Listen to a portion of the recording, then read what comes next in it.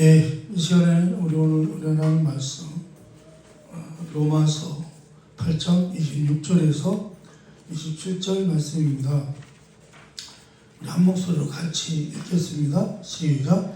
이와 같이 성령도 우리의 연약함을 도우시나니 우리는 마땅히 기도할 바를 알지 못하나 오직 성령이 말할 수 없는 탄식으로 우리를 위하여 친히 간구하시느니라. 마음을 살피시는 이가 성령의 생각을 하시나니 이는 성령이 하나님의 뜻대로 성도를 위하여 간구하시느니라. 아멘. 예, 성도들이요, 구원을 받은 후에 가장 크게 걱정하는 것은 이제 우리가 하나님의 자녀가 됐잖아요. 하나님의 은혜로 구원을 받고 이제 하나님의 자녀가 됐는데 이제 예수 믿는 사람이 됐는데 하나님의 은혜와 사랑을 받고 있음에도 불구하고 우리의 삶은 변함이 없다는 거죠. 우리의 삶은 고난과 어려움의 생활이 여전히 계속되고 있다. 이런 현실이 왠지 걱정스럽다, 그런 말씀입니다. 이런 상황 속에서 성경이 우리에게 가르치는 것은 하나님께서 우리에게 시작하신 구원이, 여러분, 우리가 하나님이 우리를 구원하시려고 우리를 부르셨고요, 우리를 이렇게 택하셔서 우리에게 은혜를 부어주시고 우리를 거듭나게 하시고 이제 구원을 받게 하셨잖아요. 이제 그 구원이, 사실은 그 구원은 이제 시작이 된 거죠. 시작이 되고 이제 그 구원이 이제 완성되는 날이 오게 됩니다. 그 구원이, 우리 하나님께서 우리에게 시작하신 구원이 어느 날 이제 완성이 될 것인데, 그 완성의 그날까지 우리가 이 어려움으로 가득 찬 이 현실 세계를 우리가 잘 살아내야 한다, 그런 말씀입니다. 어떻게 해요? 낙심하지 말고 우리가 오래 기다릴 줄 알아야 하고 인내해야 하고 믿음으로 이겨내야 할 것을 이제 성경은 말씀하고 있습니다. 그래서 우리가 로마서 8장 17절에서 25절에 보면 바로 그 시작은 되었으나 아직 완성되지 않은 우리의 구원의 과정, 그 속에서 나타나는 어려움을 우리가 어떻게 이해하고 우리가 어떻게 용납하고 견디어야 할 것인가에 대해서 가르치고 있는 것입니다. 그렇기 때문에 우리는요, 우리가 지금 어느 상황에 있어요? 우리는 그 완성되어가는 과정으로 우리가 훈련받고 있는 상태라고 하는 것을 우리가 이해를 해야 됩니다. 그렇지만 여러분, 그 과정은요, 다행스럽게도 뭐죠? 우리가 이제 지난주에 우리가 살펴봤습니다만, 나 혼자 가는 것이 아니고, 그 과정에서, 우리가 그 훈련 과정에서 실패하거나 혹 잘못하는 일이 있다 할지라도 그것으로 우리가 실패하지 않을 것을 성경이 가르치고 있습니다. 어떻게 해요? 우리가 혼자가 아니라는 거죠. 우리가 혼자가 아니라 우리 하나님께서 우리의 그 연약한 우리를 도우시기 위해서 누구를 보내셨어요? 성령님을 보내셨기 때문에 성령님이 나와 여러분들 안에 함께 하시는 것을 믿으시기 바랍니다. 그래서 우리가 그 과정에서 실패하지 않을 것은 우리는 이제 혼자가 아니기 때문이라는 거예요. 우리는 혼자인 것 같지만 우리가 혼자가 아니고 여러분 속에 성령의 하나님이 여러분과 함께 하신다고 하는 것을 믿으시기 바랍니다. 그것을 이제 로마서 8장이 우리에게 강조하는 그 가장 중요한 주제가 되는데요. 로마서 8장은 여러분 구원의 확신에 대해서 다루고 있습니다. 우리가 구원의 확실을 살펴봐야 하는 이유는 구원을 얻은 신자들이 현실적으로 확신을 가질 수 없는 형편이기 때문이라 그런 말씀입니다. 사실은요, 어떻게 보면 그렇습니다. 우리가 구원을 받았는데도 불구하고, 구원을 얻었는데도 불구하고 어떻게 해요? 승리도, 만족도 사실은 없어요. 그죠? 그냥 무덤덤하죠. 그죠? 그래서 저만 그렇습니까? 우리는 아직도 실패하고, 우리의 마음은 아직도 흔들리고, 우리의 마음은 아직도 문제투성이라고 하는 것을 사실은 우리가 이제 인식을 하고 있는 거죠. 그러다 보니까 내가 구원을 받긴 받았는데 정말 받은 것인가, 그런 확신이 뭐랄까요, 확신에 대해서 자신이 없다, 그런 말씀입니다. 그래서 성경은 우리에게 가르치는데 이렇게 가르칩니다. 너희가 구원을 얻었고 그리고 완성되고야 말 것인데 너희는 지금 그 과정에 있다고 하는 것을 잊지 말아라. 지금 너희가 당하고 있는 모든 것들이 너희를 완성하는 인도의 과정이다 라는 것입니다. 여러분, 이것이요 사실상 로마서 8장의 초점입니다. 그래서 우리가 지난 로마서 8장 처음 우리가 들어갈 때 나눴습니다만, 로마서 8장 1절에서 2절 이렇게 시작한 것을 우리가 한번 기억해야 합니다. 한번 다시 읽어보겠습니다. 로마서 8장 1절에서 2절 말씀입니다. 한번 읽어봅니다. 시작. 그러므로 이제 그리스도의 자는 자들에게는 결국 존재함이 없나니 이는 그리스도의 안에 있는 생명의 성령의 법이 죄와 사망의 법에서 너를 해방하였습니다. 아멘. 여러분, 정죄함이 없다. 정죄함이 없다라는 얘기는요, 사실은 우리는 정죄감을 느끼고 있다는 거예요. 우리는 사실 신앙생활 하면서 어떻게 해요? 사실 성공보다는 뭘 많이 해요? 실패를 많이 하죠. 실패를 더 많이 하고요, 생각으로도 실패하고 행동으로도 실패합니다. 그러나 그런 것들이 우리를 다시 정죄하려고, 우리가 죄인이라고 그 단죄를 받는 그런 정죄하려고, 하나님의 진노 아래로, 영원한 형벌 아래로 끌어가지는 못한다는 사실을 꼭 인식을 해야 됩니다. 여러분, 우리가 한번 구원을 받으셨잖아요. 하나님의 자녀로 구원을 받으셨으면 우리가 신앙생활 하면서 이렇게 여전히 실패하고 넘어지고 쓰러지고 해도, 그런다고 해서 우리가 다시 그 죄인이라는 그 정죄를 받지 않는다, 그런 말씀입니다. 우리가 구원으로부터 실패하지는 않는다, 그런 말씀입니다. 그래서요, 여러분, 우리는요 기다려야 되고 인내하고 믿음으로 승리해야 하고 약속과 소망 가운데서 지켜내야 된다, 그런 말씀입니다. 왜냐하면 어느 날 우리가 완성될 것이기 때문입니다. 여러분, 어느 날 눈 떠보니까 여러분 사실 그렇잖아요.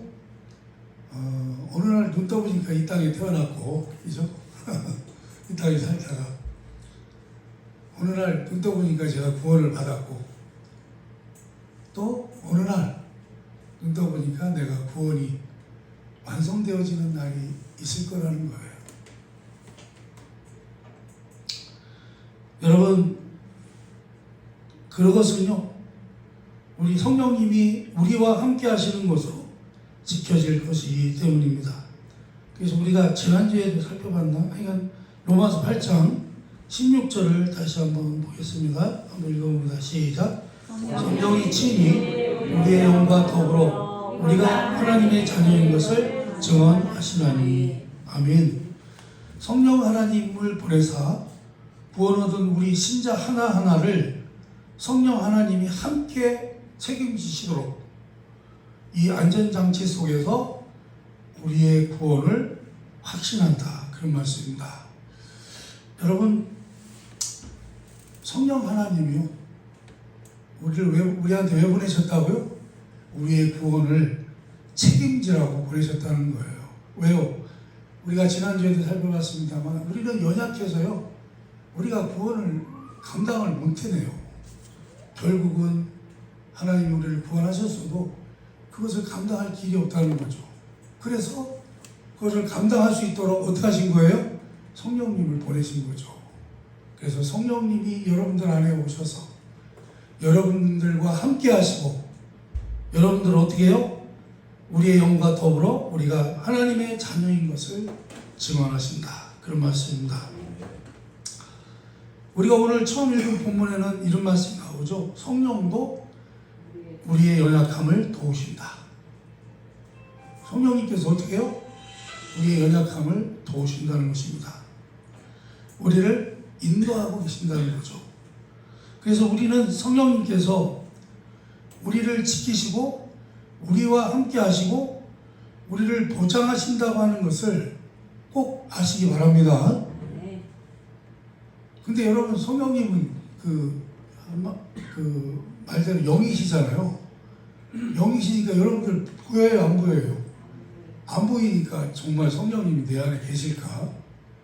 정말 내가 성령님이 내 안에 오셔서 나의 구원을 책임져 주실까? 이렇게 생각할 수도 있는데, 여러분들이 지금 이 자리에 오셨잖아요. 여러분들이 예수 믿게 됐잖아요. 그것이 뭐예요? 성령님이 여러분 안에 계시다고 하는 증거가 된다고 하는 것을 믿으시기 바랍니다. 아멘. 성령님이 아니시면 우리가요, 예수님을 우리의 주라고 고백할 수가 없습니다. 그분이 우리 안에 계셔서 우리가 예수님을 믿게 하시는 거예요.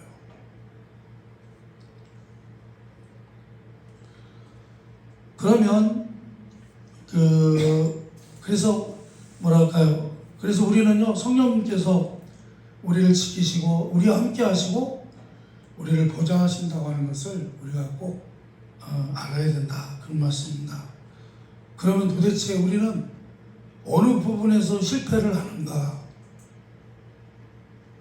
그걸 또 알아야 되겠죠. 우리가 언제 그렇게 실패를 했는가?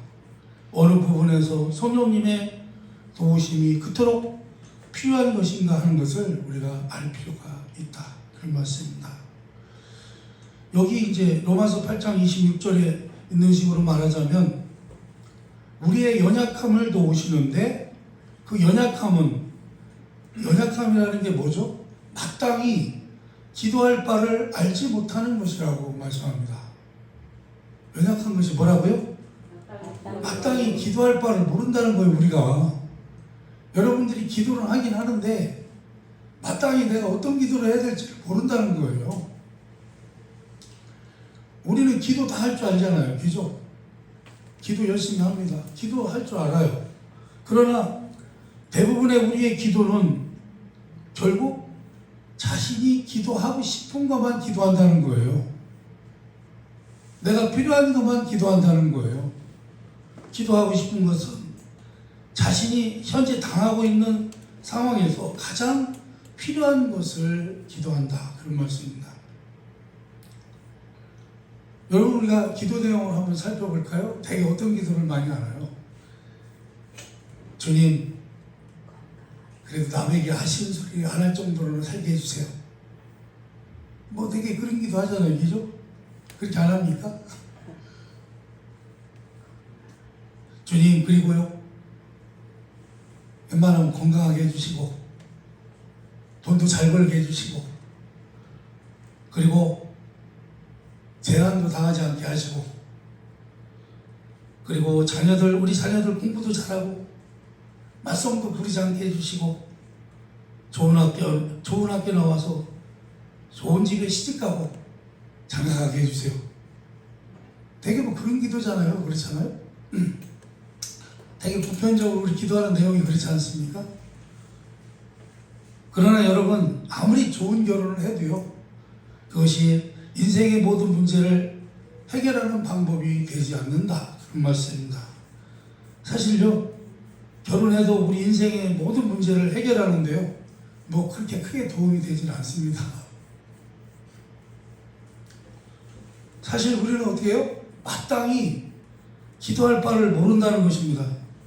그래서 우리가 하는 기도를 보면 지금 도대체 우리가 무슨 기도를 하는지를 모른다는 거예요, 잘. 그리고 우리가 하는 기도는 이루어지잖아요. 만약에 내가 어떤 기도를 하나님께 올려드렸는데 응답해 주셨어요. 근데 그 응답해 주신 것이 실제로 우리에게 유익이 될지 손해가 될지 모른다, 그런 말씀입니다.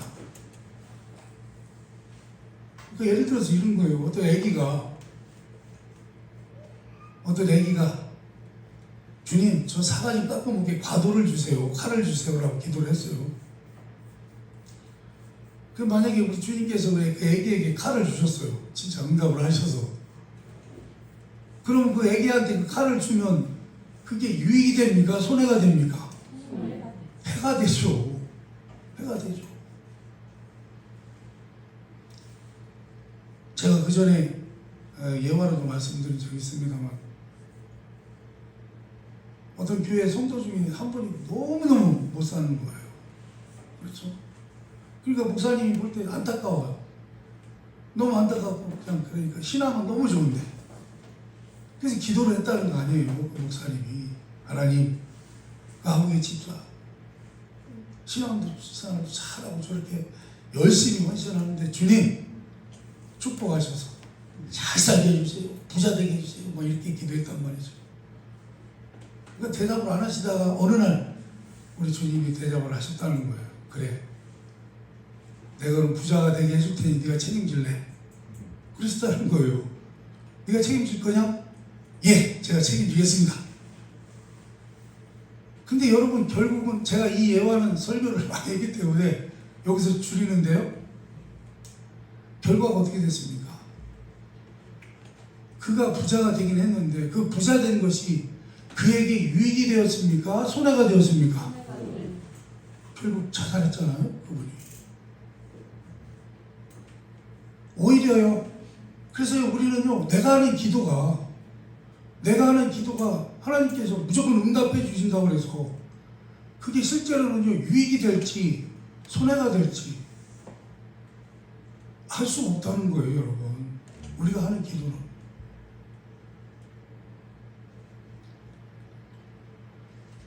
그래서 우리가 하는 기도들은요, 사실 따지고 보면 지금 당하는 일의 고통을 면하게 해달라는 데 그 초점이 있다, 그런 말씀입니다. 우리의 모든 기도는 사실 그렇잖아요. 그 고통과 책임을 면하게 해주세요 라는 기도잖아요, 되게. 그것이 다시 말해서 무엇이 우리에게 유익하고 무엇이 옳은지를 모른다는 뜻입니다. 그렇지 않습니까? 저도 이제 이 인생을 좀 꽤 살다 보니까 그렇습니다. 제가 어려운 일을 당하고 고통을 당하고 힘든 일을 당할 때 그 당시에는 그게 굉장히 안 좋은 일이었어요. 그게 너무나 힘들고 나에게 너무 고통스럽고 그랬지만 나중에 지나고 보니까요, 그게 저에게는 큰 약이 되었고 그게 내 인생에 있어서 나를 성장시키는 데 있어서 큰 유익이 되었다. 뭐 이제 이런 것들을 우리가 생각할 수 있게 됩니다. 여러분, 아무튼 빌립보서 1장 12절에서 18절을 한번 읽어보겠습니다. 조금 길긴 한데요, 한번 읽어봅니다. 시작. 내가 다 도리어 복음 전파의 진전이 될 줄을 너희가 알기를 원하노라. 이러므로 나의 매임이 그리스도 안에서 모든 시인의 안과 그 밖의 모든 사람에게 나타났으니 형제 중 다수의 나의 매임으로 말미암아 주 안에서 신뢰함으로 겁없이 하나님의 말씀을 더 담대히 전하게 되었느니라. 어떤 이들은 투기와 분쟁으로, 어떤 이들은 착한 뜻으로 그리스도를 전파하니 이들은 내가 복음을 변증하기 위하여 세우심을 받은 줄 알고 사랑으로 하나 그들은 나의 매임의 괴로움을 더하게 할 줄 생각하여 순수하지 못하게 다툼으로 그리스도를 전파하느니라. 그러면 무엇이냐, 거치대로 하나 참으로 하나 무슨 방도로 하든지 전파되는 것이 그리스도니 이로써 나는 기뻐하고 또한 기뻐하리라. 아멘.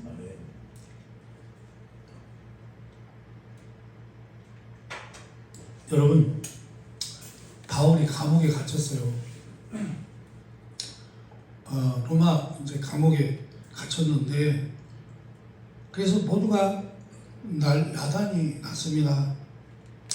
왜요? 바울과 같이 참으로 유능하고 성실하고 충성된 하나님의 종이 잡혔으니 이제 어떻게 할 것인가?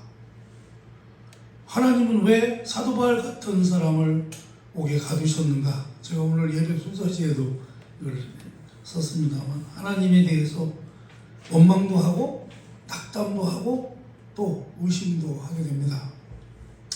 하나님이 정말 하나님이신가? 도대체 지금 세상이 어떻게 돌아가고 있는지 알고나 계시는가? 이런 생각도 들고, 아니면 이 사도 바울이 혹시 가짜일까? 그래서 하나님이 바울이 나서서 일하는 것이 싫어서 가두신 것은 아닐까? 라는 등등의 별의별 생각이 다 났다는 말입니다. 그런데요, 여러분, 결과가 어떻게 됐죠? 결과가 우리 하나님께서 왜 그렇게 하셨는가? 그 결과를 나중에 알게 되죠. 어떻게 알게 돼요? 바울이 잡혀있는 것은요, 황제의 친위대 안에 속해 있는 감옥이었어요. 감옥도 어때요? 좀 높은 감옥이죠. 높은 사람들만 오는 감옥이었어요. 그래서요, 바울이 자신의 신분으로는 도저히 만날 수 없는 그런 높은 신분을 가진 사람들, 그런 사람들을 만날 수 있게 됐습니다. 거기서. 그렇죠?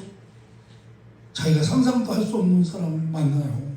그래서요, 어떻게 해요? 시저가 누구죠? 황제를 말하는 거죠. 시저의 인척들을 복음으로 전도가 된 거예요. 복음으로 이끌어가는 일이 이 감옥 속에서 일어났다는 것입니다. 놀랍지 않으세요? 아멘 하시기 바랍니다. 아멘. 바울을 감옥에 가둔 것이 그게 참 잘못된 건 줄 알았는데 어때요? 알고 보니까 우리 하나님께서요, 바울이요, 그 친위대 안에 있는 그 감옥에서 그 높은 신분의 사람들, 황제의 인척들을 전도해가지고 말이죠,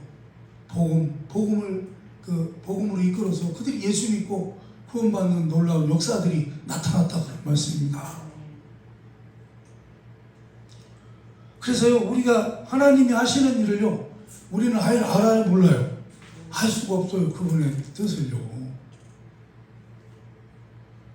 우리는 그저 나의 고통을 기준으로 생각하고 나의 짧은 안목을 가지고 쉽게 이것이다 저것이다 생각하고 절망하고 또 아우성도 치고 그러는 것입니다. 우리는 무엇이 옳고 무엇이 하나님의 뜻이고 무엇이 유익한 것인 줄 모릅니다. 또한 우리는 하나님께서 우리에게 베푸시는 넘치는 은혜의 과정을 제대로 헤쳐나가지 못한다 그런 말씀입니다. 제대로 하나님의 인도하심에 순종하여 다 얻어가지고 가지 못하기 때문에 성령님께서요, 친히 말할 수 없는 탄식으로 우리를 위하여 간구하실 수밖에 없다 그런 말씀입니다. 우리 하나님께서요, 그냥 좋은 걸 많이 주셔도요, 우리가 그걸 받아먹을 감당을 못했다는 거예요. 그래서 성령님께서 도와주신다는 거예요.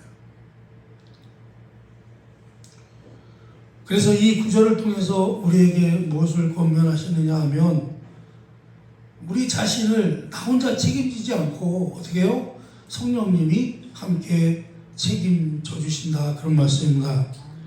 그러니 우리에게 허락된 이 구원의 길을 가는 데 있어서 우리가 어떻게 그 구원에 인도하시는 길에 순종하며 협조할 것인가에 대한 깨우침을 권면하고 있는 것입니다.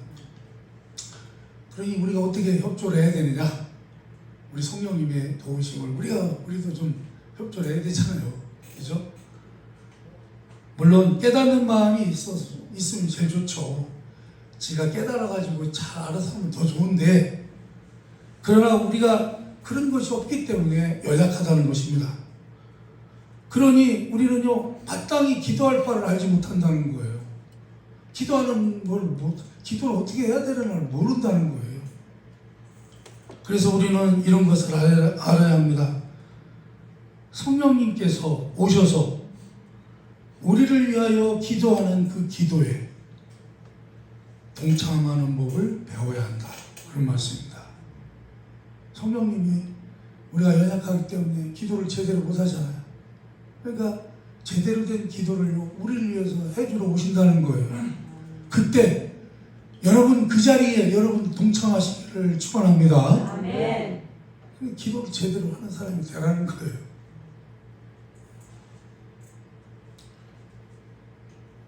우리는 내가 실패한다고 해서 끝나는 것이 아니라 성령님이 나를 위하여 내 편에 서셔서 하나님 앞에서 나를 위하여 간구하고 계신다. 그런 말씀입니다.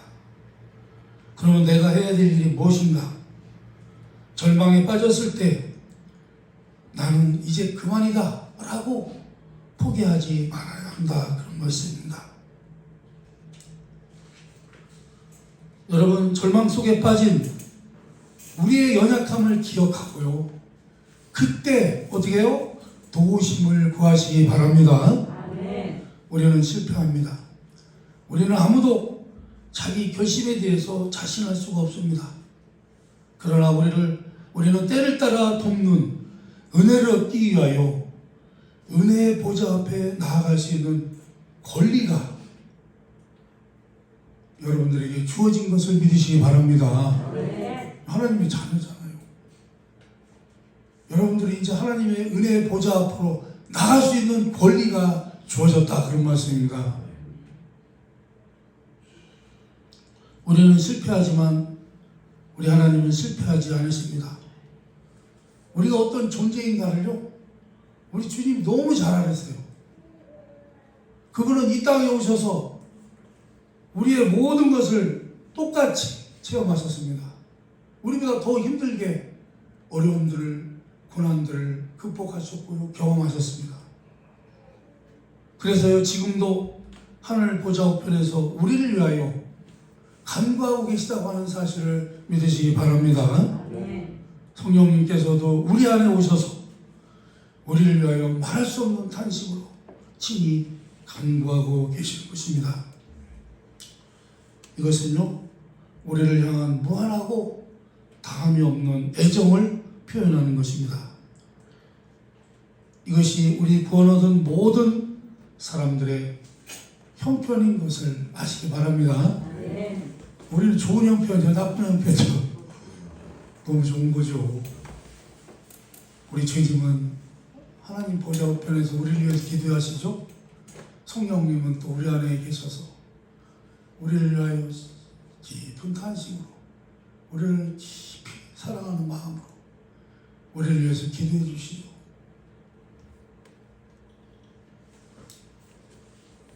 우리가 모든 실패와 절망과 낙심 속에 있는 바로 그때 우리가 이것을 통과하여 더 나은 자리로, 유익한 자리로, 거룩한 자리로, 하나님이 기뻐하시는 완성된 자리로 나아갈 수 있는 줄을 아시고, 그 당하는 모든 어려움을요, 믿음 안에서 승리하는 여러분 되시기를 바랍니다. 아멘. 때를 따라 돕는 은혜를 얻기 위하여 때를 따라 언제나 주님 앞에 나아가 도우심을 구하고 깨우쳐 달라고 하시고 이길 수 있는 믿음을 달라고 하시고 그를 의지하여 승리하는 여러분 모두가 되시기를 바랍니다. 아멘. 이것이 우리 모두에게 허락된 특권이요 지위이며 운명인 것을 기억하셔서 여러분의 구원의 확신과 자랑이 있기를 기원합니다. 아멘. 기도하겠습니다.